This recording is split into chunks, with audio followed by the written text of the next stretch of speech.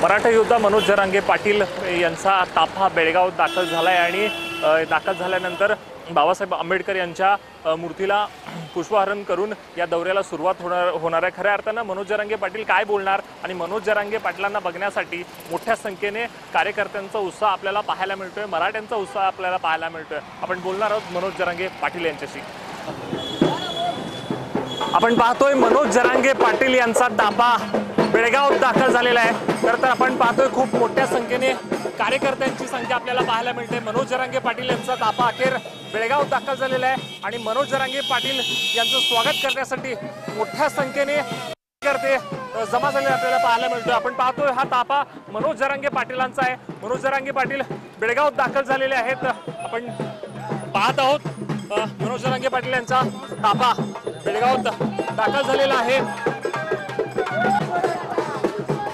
उद्यान इथे मनोज जरांगे पाटलांचं आगमन झालेलं आहे आणि थोड्याच वेळात मनोज जरांगे पाटील हे संभाजी उद्यान इथे दाखल होणार आहे। आपण पाहतोय मराठा समाजाच्या नेत्यांच्याकडून मनोज जरांगे पाटलांचं स्वागत होताना आपल्याला पाहायला मिळते।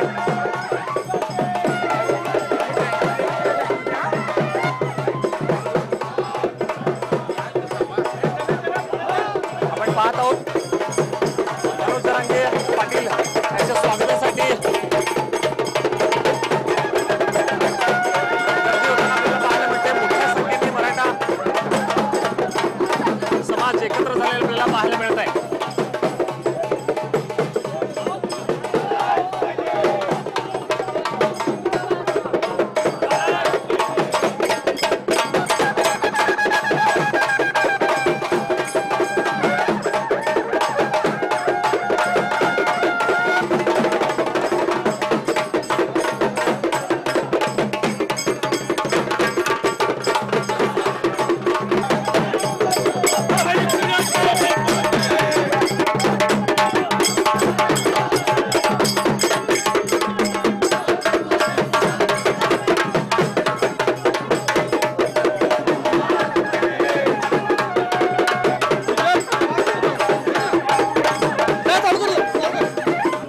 आपण बोलणार आहोत मनोज जरांगे पाटील मोठ्या संख्येने कार्यकर्ते आपल्या स्वागतासाठी दाखल झाले। बेळगावमध्ये पहिल्यांदाच तुम्ही आलात, काय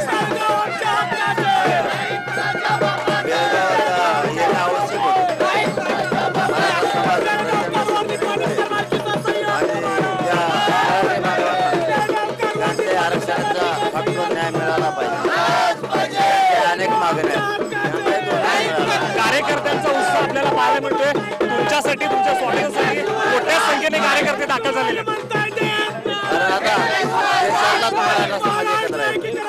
त्यामुळं बेळगाव मागे राहणार नाही। न्याय मात्र त्यांच्या प्रश्नात न्याय 100% देणार। बेळगावच्या मराठ्यांना काय आव्हान कराल, कारण बेळगावच्या मराठ्यांना एकत्र करण्यासाठी तुम्ही आलेला?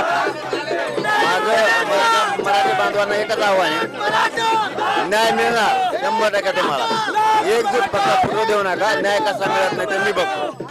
तर मनोज दादा जरांगे पाटलांनी सांगितलंय न्याय बेळगावच्या मराठ्यांना मी मिळवून देणार आहे आणि मिळवल्याशिवाय मी शांत बसणार नाही आहे। कॅमेरा पर्सन निलेश मोरेसह विजय निंबाळकर, तरुण भारत न्यूज, बेळगाव।